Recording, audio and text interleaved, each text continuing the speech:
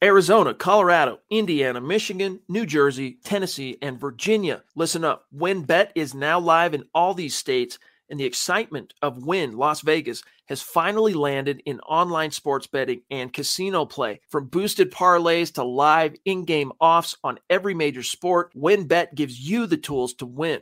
Sign up today for your risk-free $1,000 sports bet. Download the WynnBET app now or visit wynnbet.com to start winning. You're listening to the Huddle Up Podcast with Chad Jensen and Zach Kelberman. Join Broncos Country's deep divers at milehighhuddle.com and sound off. And now it's time to drop some knowledge.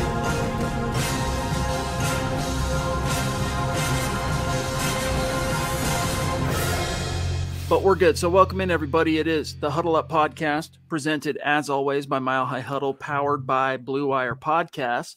I'm your host, Chad Jensen. With me, my fellow football priest. You know him, you love him, Zach Kelberman. My brother, despite Vic Fangio being still quite bullish on the notion of a couple of Broncos making the Pro Bowl this year, Broncos were shut out, dude, snubbed. Yeah. 0 Pro Bowl selections. Now, we'll see what shakes out in the grand scheme when it comes to alternates and all that stuff. But, dude, reckon with that. I mean, Teddy was robbed, honestly. He should have gotten in for sure. But when you look at it, when you're realistic about the Broncos, it's not surprising at all that no one made it. I think Simmons had the best shot, and Fangio essentially guaranteed that Simmons would get in. He didn't do that. Patrick Surtain had a shot. He didn't get in. I thought he was a little bit of a snub, but we both agree he'll be an all-pro Pro Bowler next year. The star is very burning hot for PS2. Not surprising. If the Broncos had a halfway competent offensive coordinator and not Pat Shurmur, I think Javonte would have gotten in, or maybe Melvin Gordon. If they would have committed to the ground game with 2 great running backs, one of them would have cracked a squad that features, as you can see there, Nick Chubb and Joe Mixon. I mean, Taylor was a shoo-in. He's the MVP, I think, this year, at running back especially, but I think they could have both had better years than Mixon or Nick Chubb, but alas. Yeah, I'm looking here so far. I mean, as we mentioned the other night, there's nobody that you could really point to offensively, with the exception of if you maybe wanted to try and include a Bronco running back. Wow. What? Wow. Oh, golly. Wow. Goodness gracious, Michaela in the hizzy. Wow. Wow. Thank you so much. That's what I'm saying. Thank you. We love you. Appreciate you. The Duchess showing us some love.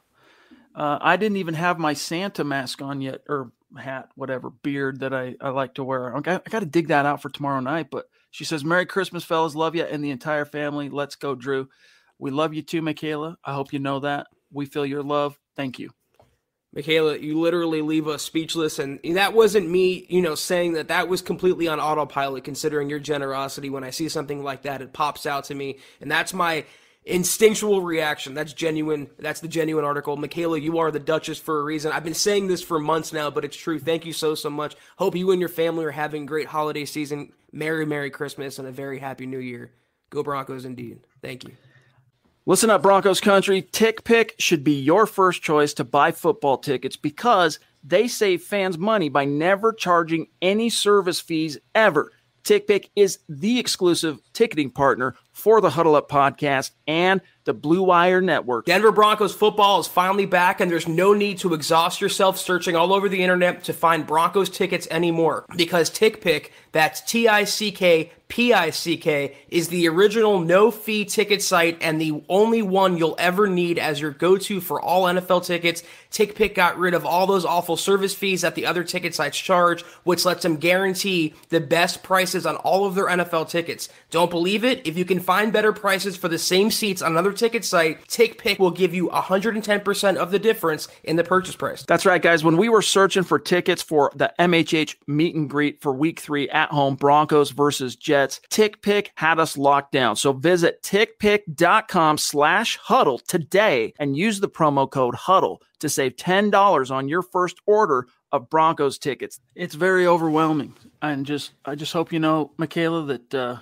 you're helping keep the lights on and little shoes on Theodore's feet. So thank you very much. I love you. Zach, real quick here. No one on offense. All right. We knew that going in. There was maybe a shot at a running back, but nah. You get to defense, though. Let's see. Let's just take a quick look at the safeties. Derwin James, Tyrann Mathieu. All right. Free safety, Kevin Byard. Okay. Corners, Kenny Moore from Indy. Again, these are teams, if you look at this, one of the common denominators here are that these are competitive teams that are probably going to be in the playoffs by and large, right? It just is one of the curses of being a bad team. In many cases, Zach, if you suck collectively, those unique gem individual performances, more often than not, they get overlooked. So we'll see what happens with Simmons. Who knows what the All-Pro voting has to say about this down the road. But yeah, that's a dagger. That's a shot through the heart. And who's to blame? I don't know. Maybe Bon Jovi. Well, as you can see there's the common denominator that this also gravitates toward veteran players. Unless you're having a tremendous rookie season, like a Micah Parsons who made the Pro Bowl at linebacker, it's hard for a rookie to crack that. So I think Patrick Surtain obviously has more upside than a J.C. Jackson or Kenny Moore who made the Pro Bowl, but it's just a popularity contest when it boils down to it, Chad. We both know, like I said, and everyone in Broncos country knows how good Patrick Surtain is going to be. We've saw glimpses of it. We see it every single week. And starting next year, I think All-Pro is in his future. Brutal. I'm trying to think when the last time the Broncos were snubbed straight out of the box for the Pro Bowl. If you guys can remember offhand, hit it in the chat. Tom, up in Canada, thank you, buddy. He says, Locke is not wearing his Broncos colors during his presser, and I have a new name for Teddy. Teflon Teddy, your thoughts? Well, I mean, in that criticism doesn't really stick to Teddy, and the reason why is because he's just such a great dude. Like Teddy Bridgewater is just a great man. He is. And but Drew not wearing his colors, I didn't even notice that today. I checked out the press conference, but yeah, Drew, Zach, he swears, he's telling you, I'm a better quarterback today than I was even this summer. Like being on the bench and all this, it's helped me. This week, though, it's going to be different because I get to practice with the ones all week long. Can't wait. It's going to be my face they see in the huddle. All this. I'm paraphrasing him here, but he sounds excited. Fans mitigate expectations a little bit because that penchant has only, it seemed this year, Zach, been more extreme. And maybe it's because the sample size has been so much smaller.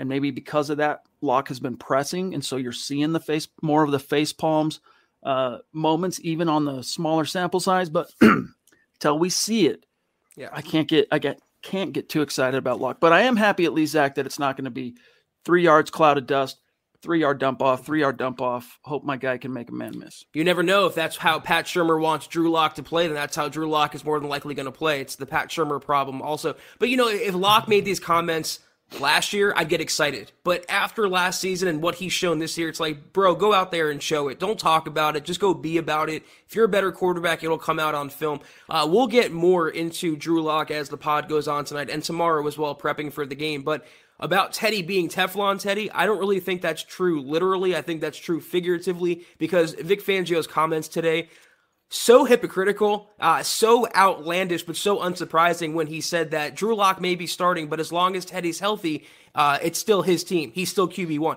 The guy's had 2 brain injuries in a matter of a couple months now. You're so worried about player safety. You called out John Harbaugh for the same thing, but you're going to keep ushering and forcing this quarterback out there who's been beat up the entire season rather than give your healthy young backup a shot. The bias is just so magnified right now. Chris Duvall, what's going on, big dog? He says, if number 3 goes off, Drew Lock, with like 4 tutties or something and wins all 3 games and makes the playoffs, Pat Shurmur and Vic Fangio better still be fired because he wasn't their decision. Hey, man, we'll see. If that happens, then there's going to be all kinds of unprecedented things to analyze there. But, guys, if the Broncos make the playoffs, Vic Fangio's not going anywhere. But it's a potential lose-lose, though, because I do subscribe to this. If the Broncos go out there and lose games with Drew Lock, Fangio's going to get fired. But if they go out there and win games with Drew Lock, it's going to come back to him and his call to not play Drew Lock and go with Teddy Bridgewater. I agree with you that a playoff berth would save his job, but it would further entrench him as being totally incompetent and ignorant, I think, when it comes to the offensive side of the ball. He has no ability or intuition to scout talent, and it's hurting the Broncos on a weekly basis. I thought this was interesting. Jake Marsing, those of you who are true OG MHHers can remember Jake used to be on staff here at MHH like 2014-ish through the 2015 season. First podcast, Zach, that I ever did was called In the Huddle. It was me, Jake, and Brandon Perna at milehighhuddle.com, and that was during the 2015 season. And then Jake, he went and took his talents elsewhere and then recently got out of the business. So I want you guys to understand when I'm about to read to you what he tweeted here, and I retweeted this because I thought he was right on the money. This is not something we've been discussing. I haven't talked to Jake in a while, but shout out to Jake if you're listening. He said this on Darren McKee, DMAC 1043 The Fan.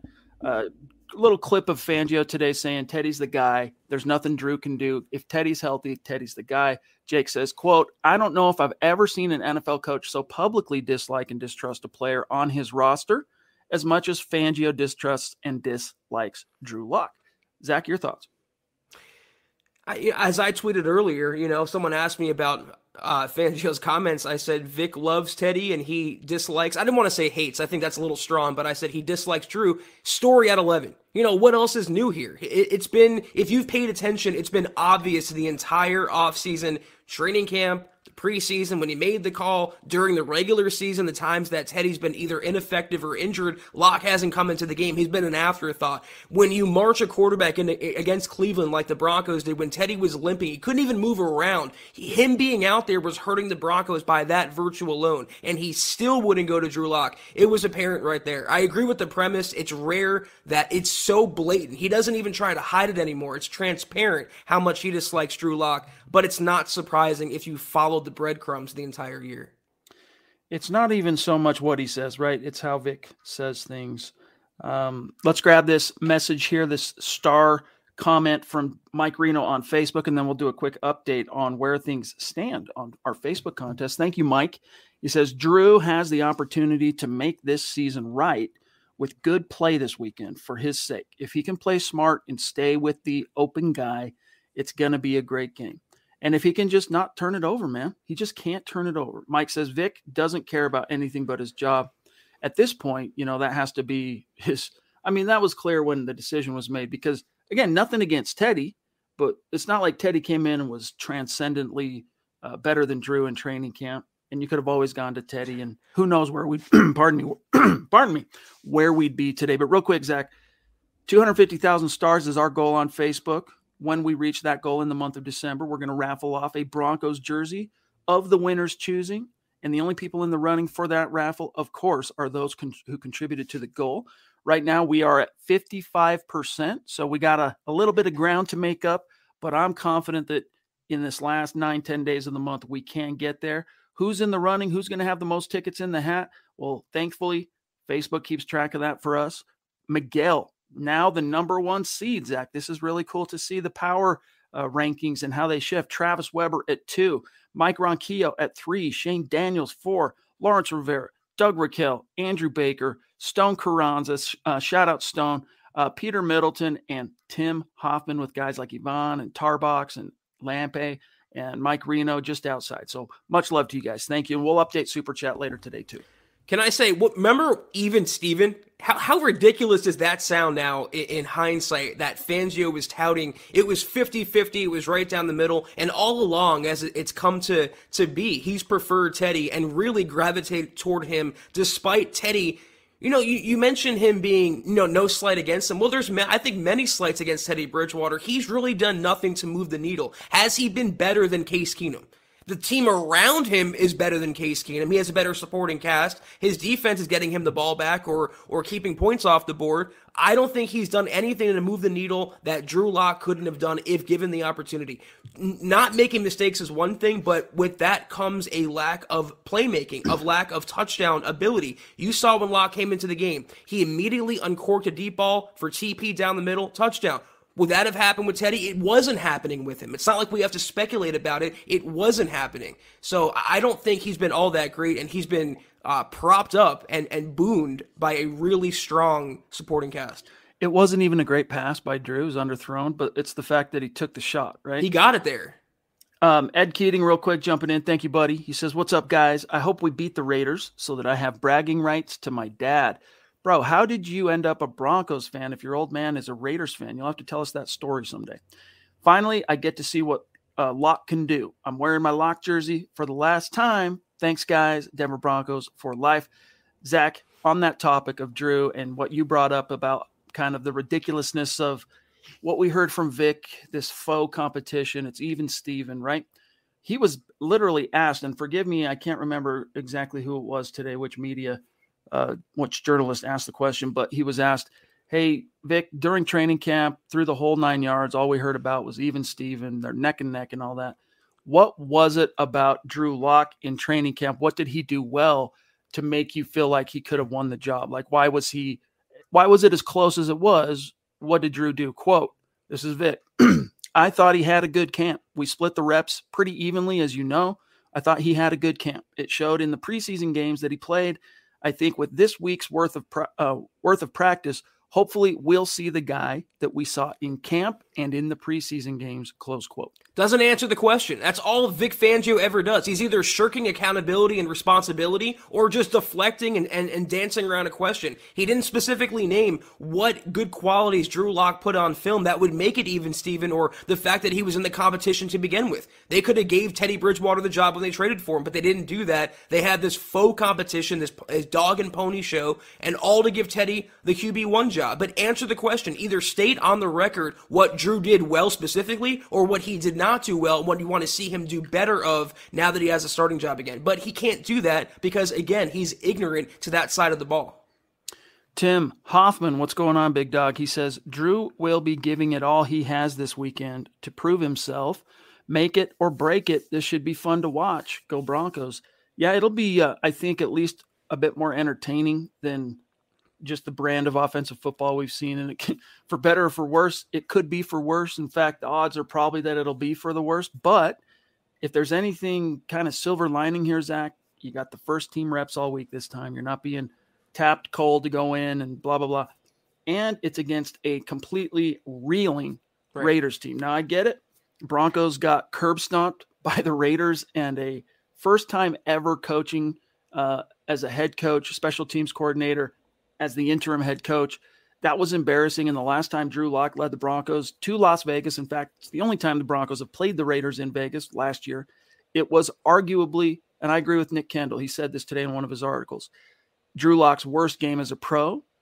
Even despite all that, Zach, the Raiders are reeling right now. They're about as bad as it gets in football. They have some bright spots. Don't get me wrong. It's not like they're some kind of chumps or joke, but this is could be a very good opportunity for Drew if he has the wherewithal to capitalize. Well, I expect a lot of YOLO balls on Sunday because the Raiders lost Jonathan Abram for the season now. He's having shoulder surgery, so that a bad secondary got a lot worse with his absence. And if the Broncos don't take deep shots, I mean, I wouldn't be surprised, but they'd be doing themselves a wild, disjustice. We're making up new words on Huddle Up Podcast every single week. But that's, I think, what Drew Lock has to attack is that secondary. And if the Broncos defense is going to go toe-to-toe, I like this matchup for the Broncos. But you mentioned at least the games being more entertaining, more fun. If they're going to lose, if they do lose, at least lose with some excitement. At least let the game be interesting. You know, they lost to Kansas City 19-9. I'd rather if that game have been 30-29. So if they're going to go down, at least let's grab some popcorn and enjoy it. Juero Vidal in the house. Thank you, buddy. He says, almost busted a blood vessel when Luke said Locke didn't deserve to start and he wanted to see Brett Rippon start. LOL. Hope you guys have a Merry Christmas. You too, buddy. Merry Christmas. Happy holidays to everybody. Guys, there's a lot of, first of all, before this season even started, there's a big contingent, both in the fan base and media, that were completely off the Drew Lock train. They just, last year, for whatever reason, combined with, kind of his, I say antics, but I don't say it in a way as if he's ever been some kind of off the field distraction, but just kind of his persona. There's a lot of people, Zach, that were off that train. And then his 3 exposures this season, it's just not really been good. He had 1.5 drives where you kind of sit up in your chair and go, okay. Everything else from Drew in the regular season of 2021 has been categorically not good. So if Luke wants to see Brett over Drew, he's entitled to that opinion, and I can at least understand it. Yeah, that's what I was going to say. Everyone, we might disagree, or everyone has their own thoughts. All like politics, everyone's entitled to their own opinion, though. That's what makes this country so great. But there is a sect of Broncos country, and I guess some of the media as well, who would rather Anthony Gordon, the new quarterback they just added to the practice squad, former Washington State Cougar and former Chiefs practice squad guy or offseason roster guy, they'd rather him start over Drew Lock. That's how, is there another word than delusional that sect of the population is? I don't know. Well, and I got to make this clear. I'm not saying this about, I've never picked up from Luke anything about lock derangement syndrome. But on the topic of just kind of the outsized, out of proportion shade that gets thrown on Drew, lock derangement syndrome is a thing. And yeah, Gabriel, they hate us because they ain't us. All right. That's absolute truthful. Miguel says, what's up, fellas? Can't stay. Gonna watch later. Let's reach the goal. Go Broncos. Thank you, buddy. Appreciate you very, very much. I know that's going to help a lot. Colin is saying, look, Pro Bowl is so irrelevant. The really good players skip it anyway. Yeah, it's not about, here's the thing. The Pro Bowl, guys, it's not about getting to watch the best players compete. When I was coming up, even in the 90s, late 80s, early 90s, man, I loved watching the Pro Bowl.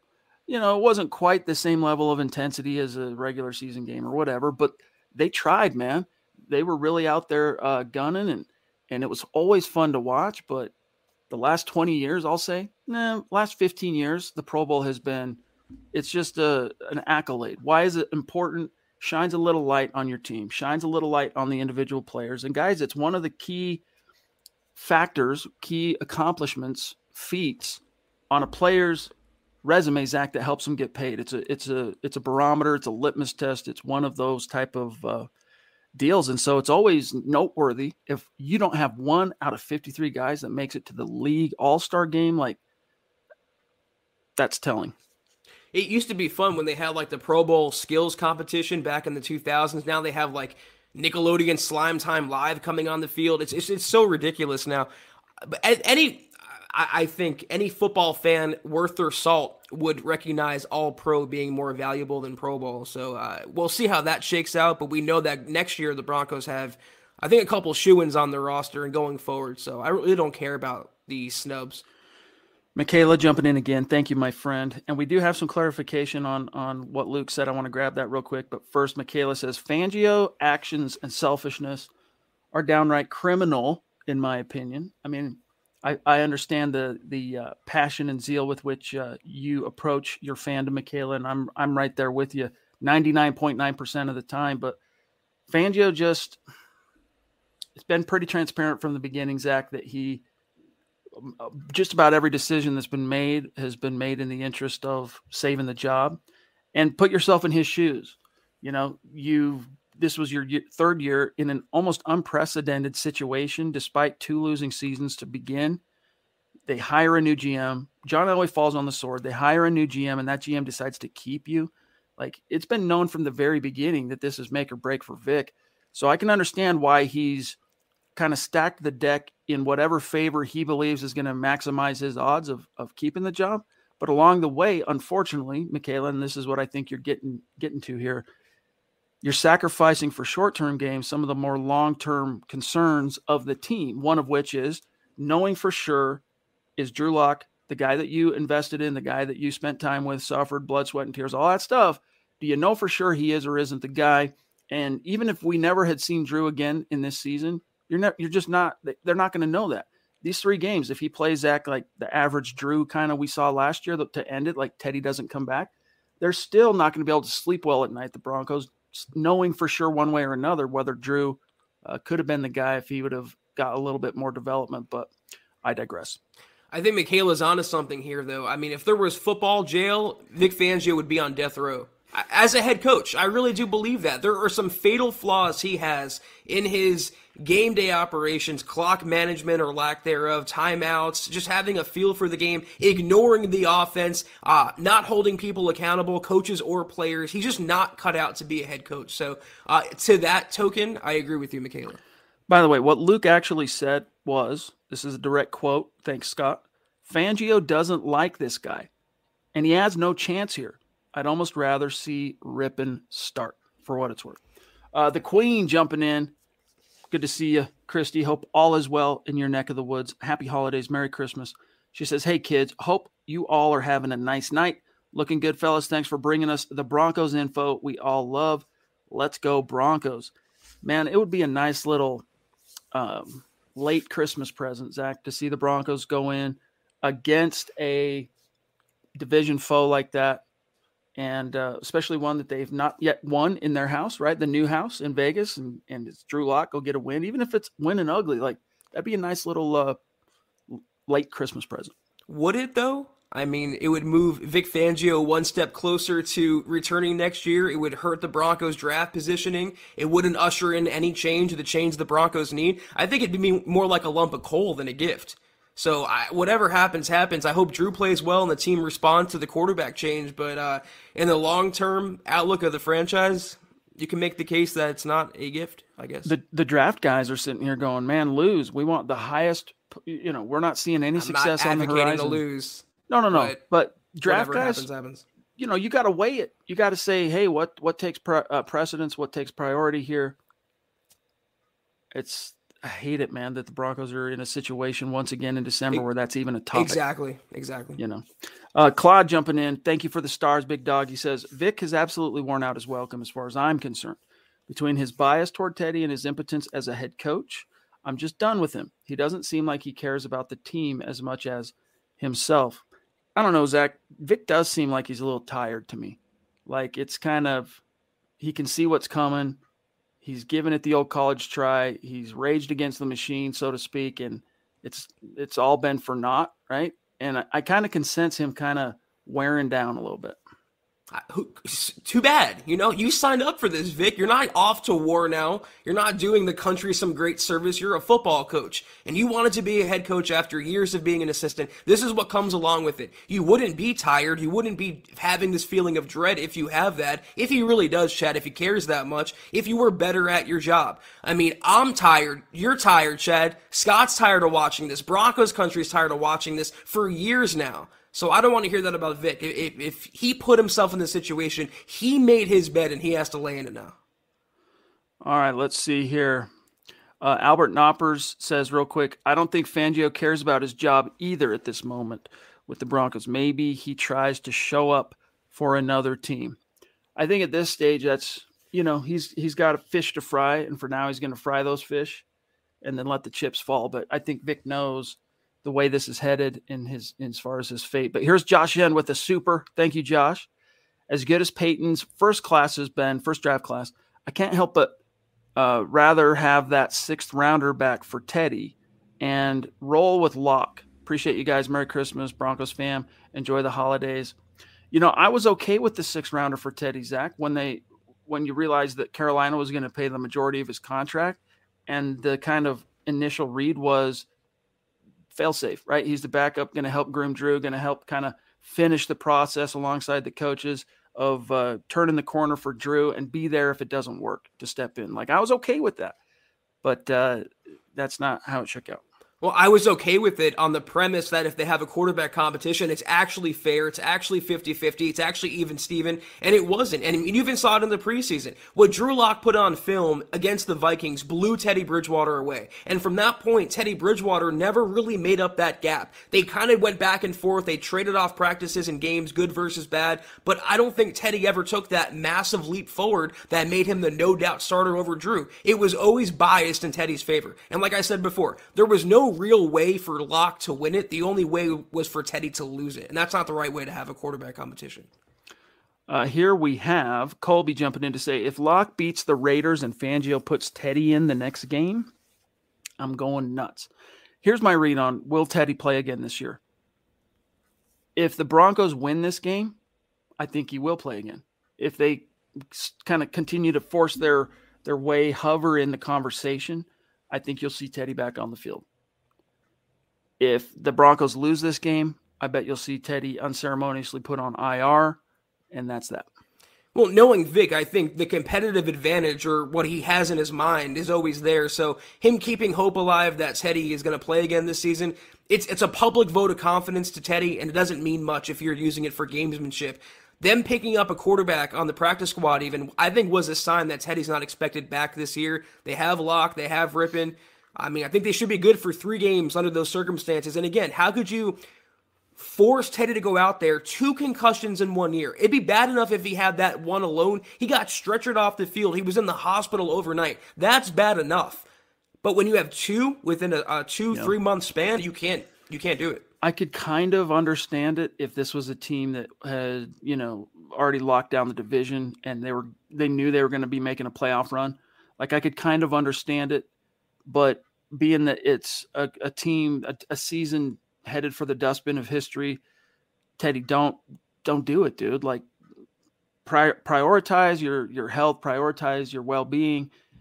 It's Christmas, kick it with your family. You did what you could and didn't shake out. But here's Dr. Chris L. Bush, PhD. Good to see you, Chris. It's been a minute, Doc, I'll say. He says, Merry Christmas, fellows. It's sickening watching how Fangio dislikes Locke. Did Locke do something last year to rub him wrong? Very unprofessional for a coach to exhibit their dislike for a team player. Yeah, 2 things. 1, he gives the ball away.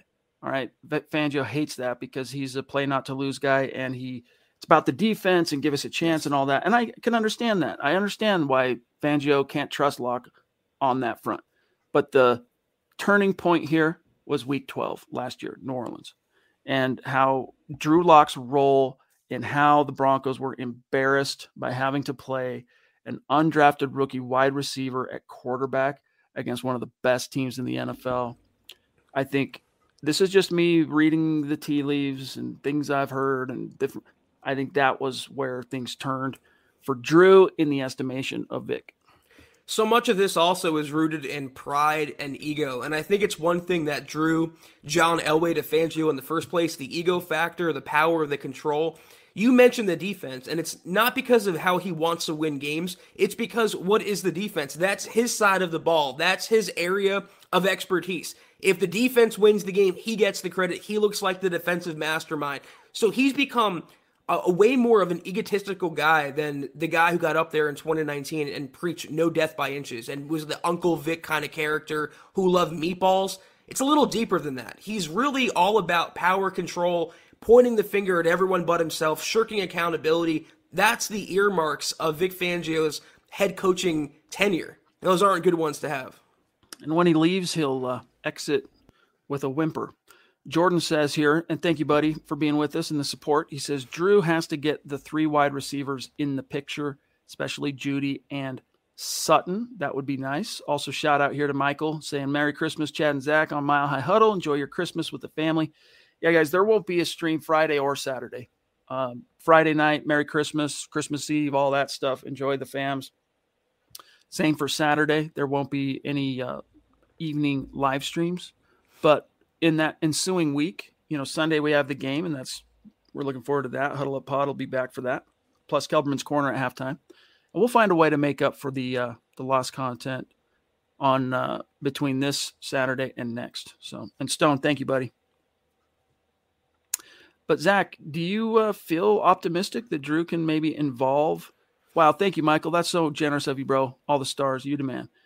Do you feel optimistic that Drew can and will involve Cortland, involve Judy, be able to kind of balance that and utilize these, and Tim Patrick, these formidable weapons that have kind of been squandered of late?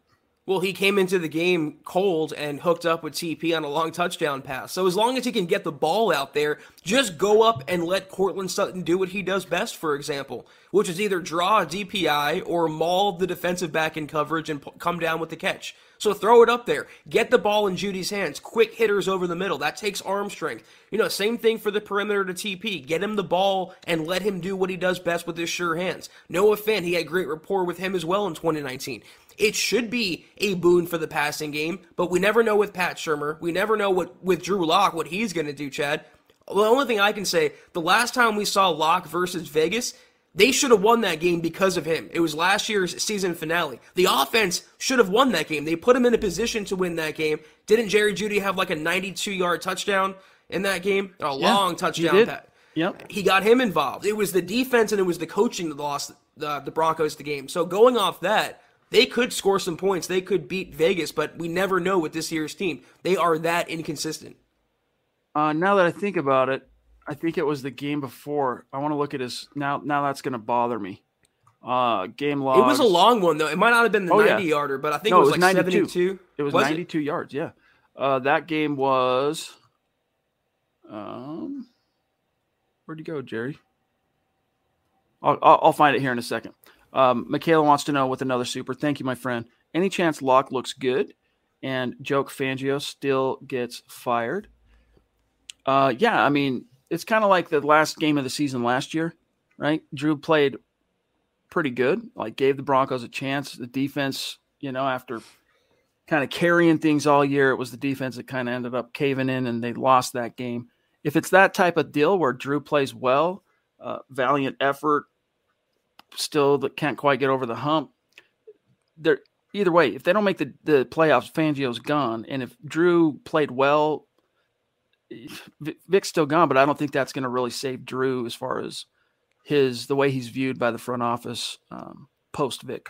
Well, I think there is a scenario where this played out like I just laid out in the finale last year. Locke looked good. The offense looked really good. And as Bama reminds here, it was like a 23-yard in route. He hit Jeudy in stride. I remember Jeudy breaking and running away for a long touchdown. It might not have been the 90-yarder, but I know it was a big game. And regardless, Drew Lock did enough damage against that Vegas defense. You were right, Zach. You were right. It was the season finale. So going off that, there's no reason why he can't replicate that. But like we saw, there's a chance that the Broncos defense could melt down against Derek Carr. There's a chance that Vic Fangio can call timeout for them. Wasn't it on 4th and goal to win the game? He calls timeout for Vegas. These are the things that Vic Fangio brings to the table that hurts the Broncos a lot more usually than quarterbacking or any other factor that we talk about.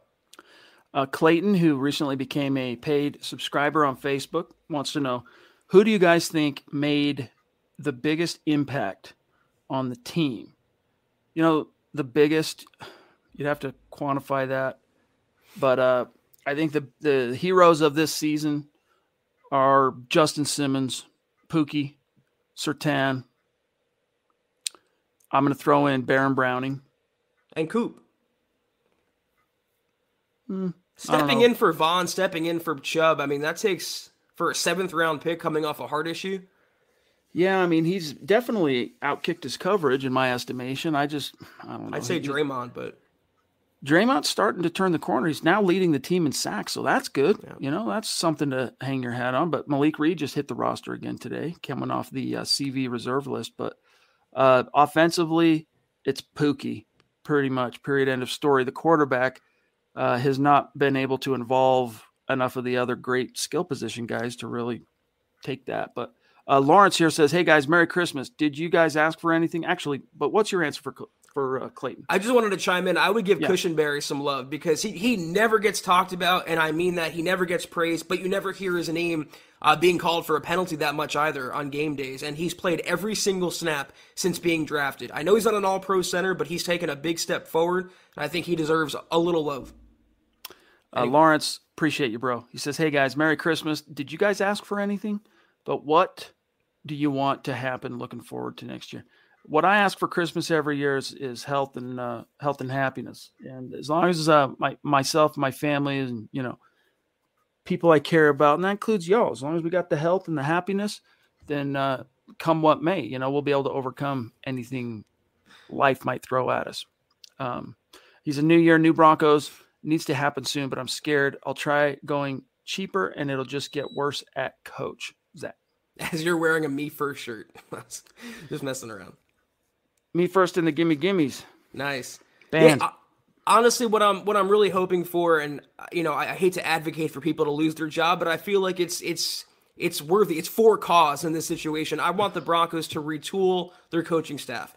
and their quarterback, some of their roster as well. But start with Fangio, work your way down, get a new head coach in the building, a new offensive mind and scheme and mindset in the building, and let the Broncos talent take it from there. So that's what I want for Christmas. On that same question from Clayton, this is a fair point from Scott, real quick. The biggest impact, not always positive. What about the disappearance of Bradley Chubb when he's been on the field? Like, I think the most positive thing, Zach, I've said about Chubb all year in his, albeit, few exposures, was last week in that loss. I thought he did well to set the edge. Where the heck has his pass rush gone, dude? Like, this guy cannot get home. Like, has injuries sapped him of what he had? Because we saw him in 2018 as a rookie, 12 sacks, one of about 10 players ever to get that many sacks as a rookie. Gets a Pro Bowl last year. Have the injuries taken its toll? And is it just a short detour, or is this just the guy he is now? Well, we don't know that. We don't have a crystal ball. We'll come to find out next year. That'll be the true test, assuming he stays healthy. But I think literally he's broken down because of the injuries, but also mentally, psychologically. I don't think he trusts his body anymore, Chad. I mean, consistently year in and year out now, he's missing time because of injuries, his lower body especially. So he strikes me as kind of, I don't want to say mentally soft, but I think he can get in his own head as a player, and he can be one to be prone to psychological mishaps. And I think the injuries have taken their toll to that extent as well. Good against the edge, but I don't think he trusts his lower body for the explosion he needs to be a capable pass rusher. You're right. 2022 will, in fact, be the referendum on Bradley Chubb. That'll be his make or break, playing on his 5th year. Tim Hoffman says, Vic said, even if Locke wins this week, Teddy's our quarterback. I hope Drew goes out and gets revenge and whoops the shiz out of those faders at their house. It'd be great to see, man. It probably ends up being all for naught and factoring very little, Zach, into the grand scheme of things, but it would be a nice little post-Christmas present. Well, what's going to happen, because the Broncos lost to a quality team, this is a beatable opponent. They're probably going to win this game and get Broncos country all excited and talking postseason once again, and then go out against the Chargers and lose, and we start to cycle all over. So whatever happens, happens. I hope the team plays well. I'll always root for a victory, but there's a big chance the Broncos lose this as well and get swept by the Raiders for 2 years in a row. It's pretty sad. Michaela, I'm not going to flash it, but her new nickname for Teddy, that made me chuckle. Guys, here is the updated Super Chat Superstar rankings for the contest in the month of December. This is only for our Super Chat Superstars. Similar to Facebook, the contest is top 5 finishers on Super Chat in the month of December. Those 5 names go into a raffle, pull it out, pick a jersey, a Broncos jersey of their choosing. Here's the power ranking. DWI guys at the top, followed by the Duchess at 2. And she might be in 1 by the time tonight's episode, because tonight's episode doesn't factor into this. Christopher, this is a newer name, Zach. Christopher Gaspari, who jumped in from the top rope very recently at 3. Naj Altaf, legendary Mount Rushmore superstar, at 4. And the Queen at 5, followed by a few names also legendary. Chris Hernandez, Mark from Georgia, Mark Langley, Kayaka, Malachi Smith. So anyway, that's the top 5 as it currently stands on Super Chat. Appreciate you guys. Jermaine wants to know, Zach, who's the next coach and quarterback? Let's talk about that. And John Elway has to go. Time to let this dumpster fire go. Well, you're not going to have to wait too long for that, buddy, because his contract is done after this season. And old man Elway, I think, Zach, barring some kind of ownership bid, putting a group together to win the Broncos somehow, I think John Elway, this is it, when he truly, once and for all, rides off into the sunset. Yeah, so it's going to be Peyton's, hopefully his call as to who the head coach is, and in conjunction with him, who the quarterback is next year. I mean, we're hearing, Chad, Dan Quinn is a possibility, Doug Peterson. They can go the younger route for someone like Brian Daboll, Kellen Moore, Greg Roman. I don't know. The more we get asked about it, the more I'm thinking maybe Peyton does go for an experienced guy, a veteran guy, not a first-time guy. They tried that with VJ. They tried that with Vic. It didn't work out. Maybe they go back to the retread well with someone like Dan Quinn or Peterson, like I mentioned. It would depend who the quarterback is. I'd be okay. I can get on board with Peterson and Russell Wilson, or Dan Quinn and Russell Wilson, Peterson, Rodgers, whatever. As long as Peyton has the pick, I'm okay with it. I mean, you could make the argument that Denver's most legendary and successful head coaches were retreads. It was their second opportunity. I mean, you can look at Koob. That was his second go-around. John Fox, second. I want that guy, though. If he comes available, that's my guy right there. I don't think it's going to happen. They won, I think, 5 or 6 games in a row, something like that, but that would be my choice. Kyle Shanahan. Yeah. Mike Shanahan was a retread. I can't remember if – let me see here. Red Miller. No, that was his first go-around, for what it's worth. But anyway, I'm not opposed to that. And I think if you look at you kind of go back to who is George Paton going to listen to in these processes? Like, what was has his experience been? Who are his mentors that he'll seek out for insight? And you look at what the Vikings did and under the reign of Rick Spielman as GM.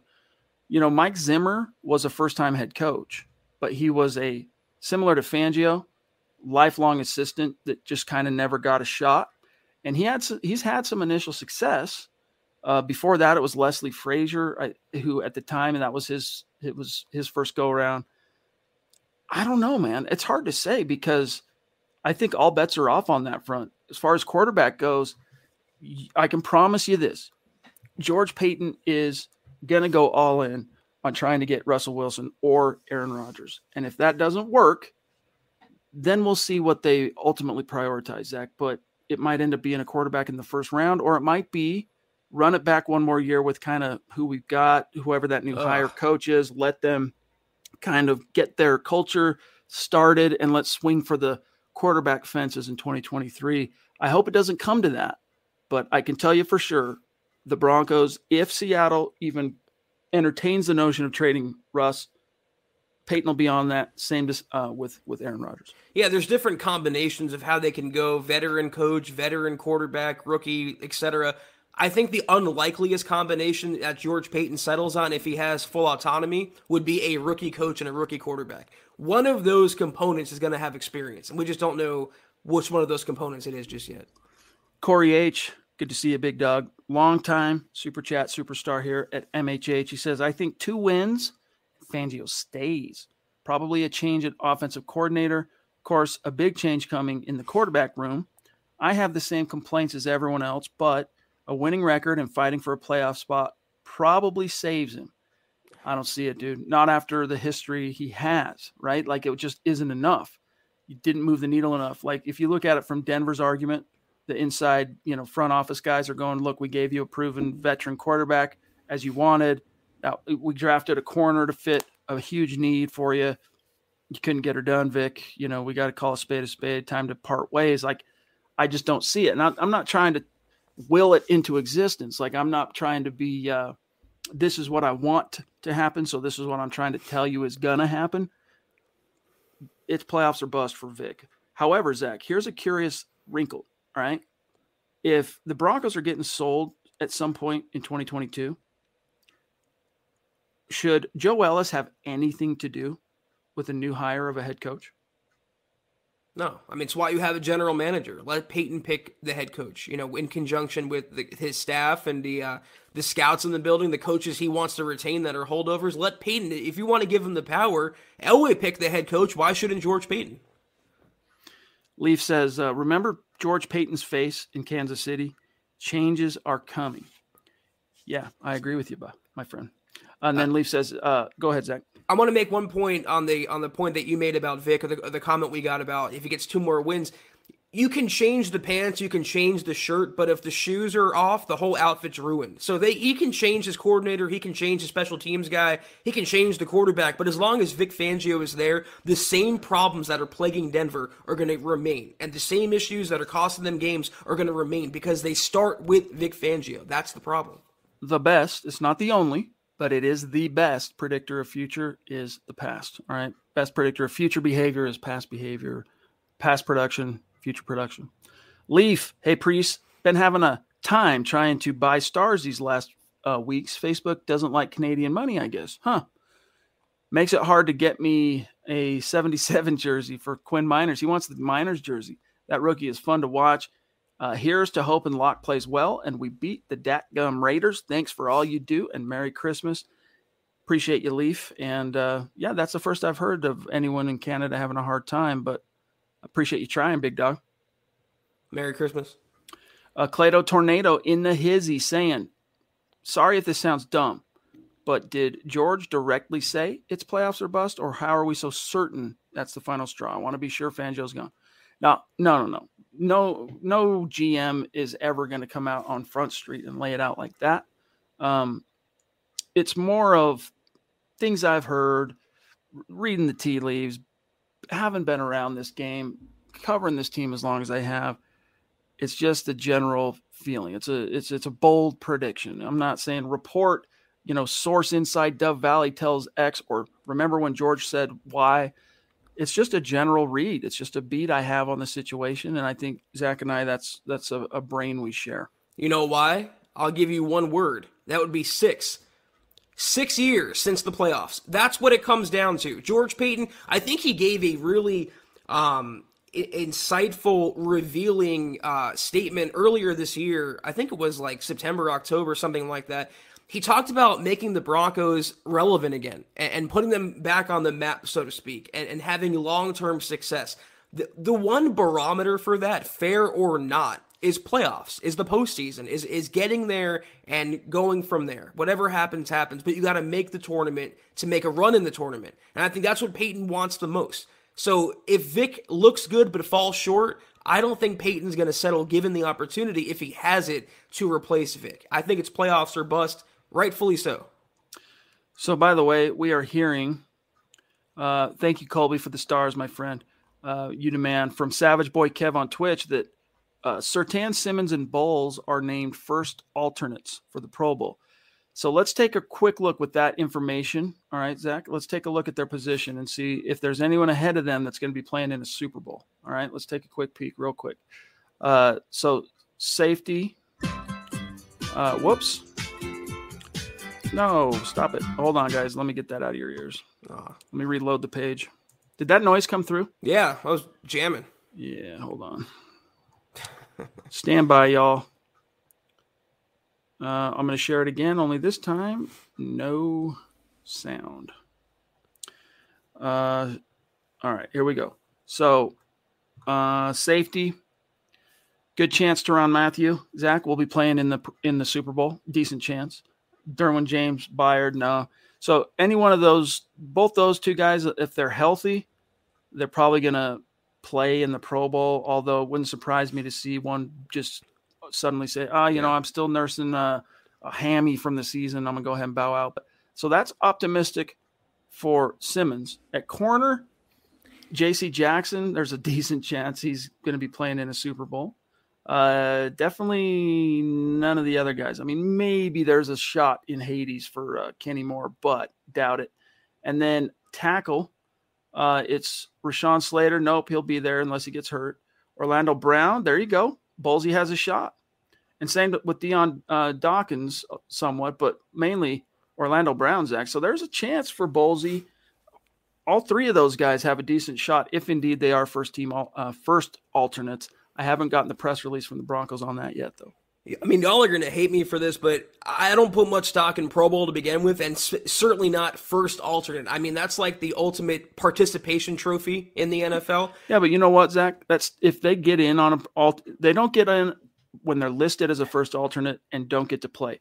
But if they get in after being a first alternate, someone bowed out, and they actually get to participate in the game, that Pro Bowl goes on their resume. So isn't that how Teddy made it, though? It is. Yep. It kind of pains me to call Teddy Bridgewater a Pro Bowler that year if he kind of backed his way in, and knowing what we know about him now. I guess it's good news, but the NFL is so under siege right now with the CV, Chad. I don't know if they're going to even have the Pro Bowl come February, whenever it is now. So I hope they do get in. I think Simmons had a shot. Surtain had a shot to make it. But again, Javonte, if they would have had just halfway competent coordinating and play calling, I think he would have made it as a rookie. All right. Michael Ronquillo for Demaryius Thomas, 12/25. Of course, it's his birthday.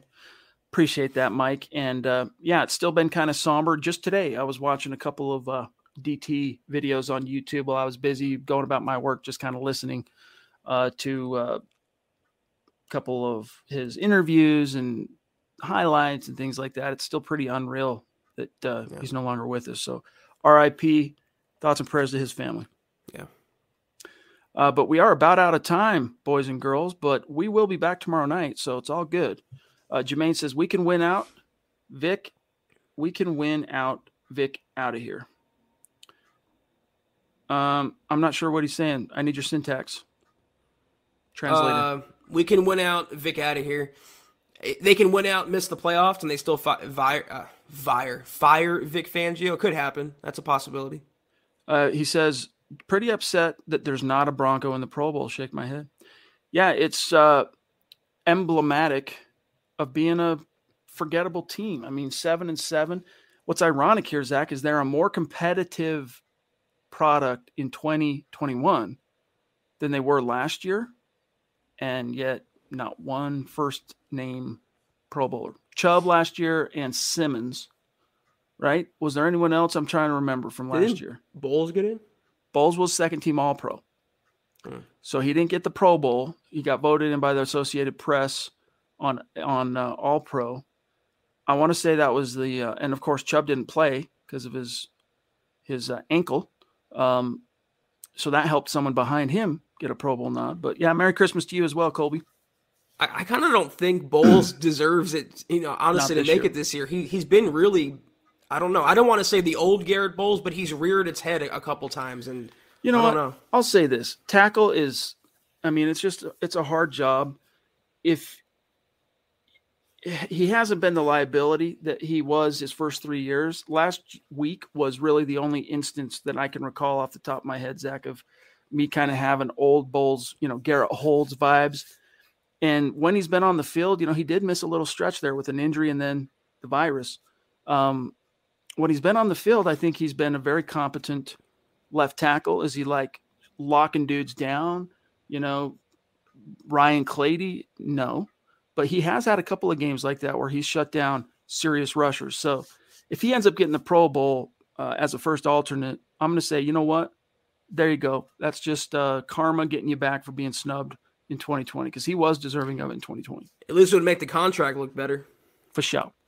The Queen says, based on what Peyton said about Vic being the reason he wanted the job, I don't know if he's fiddling with the idea to replace him yet, which is scary and maddening. I feel you, but that's one of those things, we've told you that we feel like by and large, he's a pretty straight shooter, George Payton, but he is a GM. There is going to be GM speak. There are politics. All right. And he's got to be an ambassador of sorts. And that's one of those talking points, Zach, that I truly believe was straight talking point. It's just straight up PR, blowing smoke. When he gets fired, Vic Fangio, I hope George is asked about that. I hope he is. Well, it would reflect well on Peyton if Fangio would have done well this year or, will do well if he makes the playoffs. It would look good for George Payton as a rookie general manager. And at that point, when he made those comments, the Broncos were in the thick of a early season playoff run. It looked like they were going to break the spell and Fangio was leading the charge. So I agree with you. It was all GM speak. It was a lot of cliches and stuff you had to put out there from an optics and PR point of view. And it's pretty savvy, actually, for a first-year GM to know and have the wherewithal to treat the media that way and sort of manipulate the narrative to get them to believe what he wants them to believe, not necessarily what he truly believes. Hey, Mike, appreciate you, big dog. Appreciate all of you for being with us tonight. Javonte could get to 1,000. He's at 815.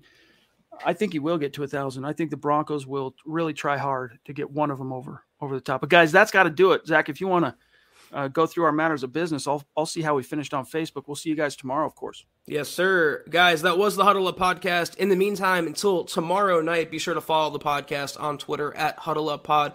Follow the main account on Twitter at Mile High Huddle. Follow Chad on Twitter at Chad and Jensen. Follow myself at Kelberman NFL. Follow Scott on Twitter at Scout Kennedy. And if you haven't, go to huddleuppod.com right now and get yourself, as you can see, I'm wearing a hoodie. Get yourself, as Chad's wearing, a hat, coffee cup, beanie. A lot of goodies in there at huddleuppod.com. Right in time for the holiday season, or I guess a little late now. But Facebook.com/MileHighHuddle. Hit that big blue button. Become a supporter. 3 exclusive shows at your fingertips. Kelberman's Corner, Broncos Book Club, and Trickle Zone each and every week. $5 a month. I promise you it's worth every penny. Also, Facebook.com/MileHighHuddlePod. Like that page. Follow that page. And if you haven't, guys, by now, go to Apple Podcasts and leave your football priest a 5-star review for a chance to win, again, a hoodie, hat, etc. each and every month. But if you can't do those things, do these 3 things. Subscribe, like, and share this video and every video you see on the MHH channel. Helps us grow and reach more Broncos fans just like you. Shout out to the top finishers on Facebook tonight. Michael at the very, very top. Very generous of you, my friend. Really appreciate you. Same with Tim Hoffman. Jermaine, really fighting his way into these power rankings of late. Miguel, Lawrence, Leaf, Colby. Looks like Leaf, you found a way, big dog. Appreciate that. Stone, Claude, Mike, Jordan, much love and respect to each and every one of you. And, of course, all of our great Super Chat superstars. You guys are Mile High Huddle. We just work here. All right, so thank you. We love you. We'll see you tomorrow. We'll really kind of dig in and preview Broncos Raiders. Kind of see what the head-to-head looks like now, Zach, where these teams kind of met a little bit early in the season. Now here you are down the stretch. You got more of a sample size, so when we look at these head-to-heads, there will be a more meaningful takeaway at each and every point. So look forward to that. Until tomorrow, take care, and as always, guys, go Broncos. You've been listening to the Huddle Up Podcast. Join Broncos Country's deep divers at milehighhuddle.com to keep the conversation going.